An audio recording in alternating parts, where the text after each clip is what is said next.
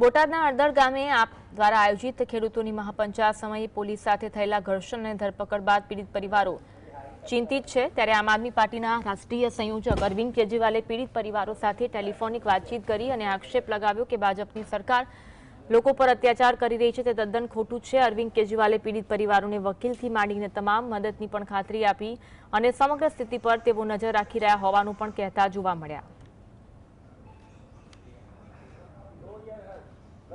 जनता party की सरकार दमन कर रही है, बर्बरता के साथ लाठीचार्ज किया, आंसू गैस के गोले छोड़े, जिस तरह से गिरफ्तार करके झूठे केस लगाए जा रहे हैं, ये बहुत गलत है।